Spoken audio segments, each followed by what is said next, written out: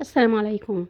ما هي لما تبقى بقى دي النتيجة لسيخ شاورما بيتي بأقل وأبسط التكاليف ويطلع معانا بالطعم الخطير ده، يبقى لازم اجي اقول لك على الطريقة علشان تجربيها، لانها طريقة سهلة وموفرة. عشان كمان لما تشتري وجبة جاهزة زي دي من بره او حتى سندوتش، كلنا عارفين سعره دلوقتي السندوتش الواحد عدى ال100 جنيه. تعالي هقول لك على الطريقة بطريقة سهلة حلوة قوي، وطعمها هيعجبك ويعجب اكيد الولاد. ولايك وشير لو عجبتك وصفة النهاردة، ويلا نبدأ. بسم الله. معايا كيلو من البانيه. هحط معلقة كبيرة من الثوم المفروم، ومعلقة كبيرة من هريسة الشطة، معلقتين من الزبادي، حطيت عصير ليمونة، حطيت معلقتين كبار من المستردة، ومعلقتين كبار من الصويا صوص، معلقتين كبار من الباربيكيو صوص. في الكبة هحط بصلاية وطماطماية وفلفلاية، هحط عليهم معلقتين مية كده وهضربهم. البهارات عندي كيس من بهارات الشاورما الجاهزة، حطيت ملح ونص معلقة صغيرة من الفلفل الأسود ومعلقة صغيرة من البابريكا والكزبرة الناشفة والسبع بهارات والثوم والبصل البودرة. هقلب كله ببعضه زي ما شفتي كده، واتاكد ان كل قطعه من البانيه بتاعي او من الفراخ بتاعتي اتغلفت كويس بالتتبيله. سبتها بقى اقل حاجه ساعتين في التلاجة. بعد كده جبت بطاطسايه حطيت عليها عصيان الشير زي ما انت شايفه كده. هبتدي ارصهم، ومعايا دي قطعه من الليه. دي اختياري بس بالنسبه لي ضروريه، بتدي طعم وريحه حلوه جدا. حطيت مع حبه خضار وعليهم حبه كده من التتبيله، رشيت على وشها نقطتين زيت كده ودخلتها الفرن مسبق التسخين. حاطه الشبكة على اول رف اقرب من تحت. هنا ممكن دي طريقة تسوية تانية انك تشويها، هي دي الطريقة دي اسرع واسهل وانا بستسهلها بصراحة. في الجريل كده بحطها ومش بقلبها خالص على الناحية التانية لحد ما تاخد اللون الحلو ده. بطلعها. بتكون استوت معايا، ما تخافيش. بيبقى سواها مظبوط جدا. في نفس الجريل هنزل بقى ببصل وفلفل الوان. حطيت عليه كده معلقتين من التتبيله بتاعه الشاورما اللي كنا عاملينها. هبتدي اشوح البصل وانا مش عايزاه يدبل قوي، انا عايزاه زي ما احنا بنشتروه يعني. بصي، الفلفل لسه مصحح كده معايا وحلو.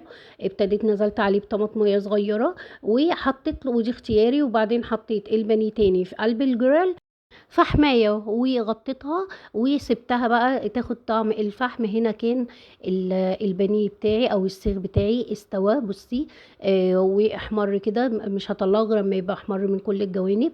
هبتدي اقطعه، واللي اتبقى بدخله تاني بقى، بس المرة دي تحت الشواية. يعني انا فاتحة الفرن، هفتح له بقى الشواية ياخد لون كده من كل حتة، واطلعه اقطعه. وبعدين كل ما يعني لو كان احتاج تاني ادخله تحت الشوايه، هدخله تاني تحت الشوايه الحروف بتاعته تحمر وتقرمش كده واطلعه.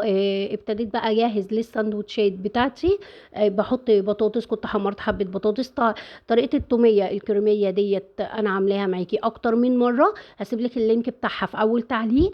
جربيها بجد بجد بتبقى حلوه جدا جدا التوميه دي. ولو عايزاها توميه حاره ممكن تزودي لها معلقه كده من الهوت صوص، هتبقى توميه حاره زي بتاعه المطاعم. هنا بحط بقى البطاطس وبحط الشاورما بتاعتي. وبحط كمان من الخضار المشوي اللي شويته معاها. سواء في الفرن او على الجريل بيبقى حلو جدا. انا عملت بعيش تورتيه، ممكن بعيش سوري او عيش بلدي. هنا كان عندي رقاق طري من اللي هو الطري برضو عملت بيه. هنا انا بجرب لك من اللي هو في الجريل. برضو طالع حلو قوي، طعمه حلو قوي وتحفة وسريع وسهل لجوع اخر الليل هتشوحيه. لو انت بقى مجهزة، انا دايما بجهز البانيه بتاعي وبحطه في الفريزر. بطلع على طول القطعتين او التلاتة على قد الساندوتش اللي انا عايزة اعمله. عدد الساندوتشات هتحمريه على طول في طاسة او في جريل، بيبقى سهل جدا. هنا ممكن تعملوها لهم على شكل كريب. بتقسمي العيش كده زي ما شفتي بالمقص، وببتدي اوزع الحشوه بتاعتي كده في كل ربع، وبعدين هبتدي الفه زي ما انت شايفه كده. وكمان انا هنا هعمله كونو. بحط كده حبه من الجبنه الموتزاريلا، سواء في الجريل مكان ما عملت الشاورما اول ما يحمر، او في الساندوتش ميكر اول ما تحمر الجبنه الموتزاريلا كده هنزل عليها بالكريب بتاعي لحد ما ياخد لون كده من تحت، وخلاص هشيله. ممكن برضو بعمله في الساندوتش ميكر لو انت مش عايزه تعملي تبهدلي مواعين يعني كتير. اعمليه بالطريقه اللي يعجبك وبالمتوفر وبالادوات المتوفره عندك. لو مش عندك الساندوتش ميكر دوت، عادي جدا تعمليه في اي جريل في اي طاسه تيفال عندك.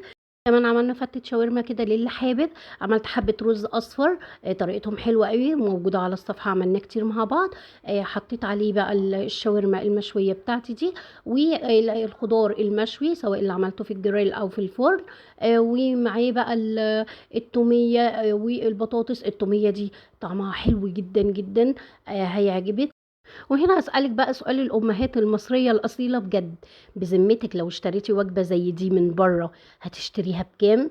والأكيد إنك عمرك ما هتشتري وجبة فيها كل كمية الشاورما دي، اللي انت بتحطيها بإيدك لولادك، ضامنة نظافتها، ضامنة انت عاملاها ازاي، متأكدة من طعمها ومن جودتها. ولايك وشير وتعليق لو بحرف يرفع الفيديو ويوصل لأكبر عدد ويستفيد، وصحة وهنا.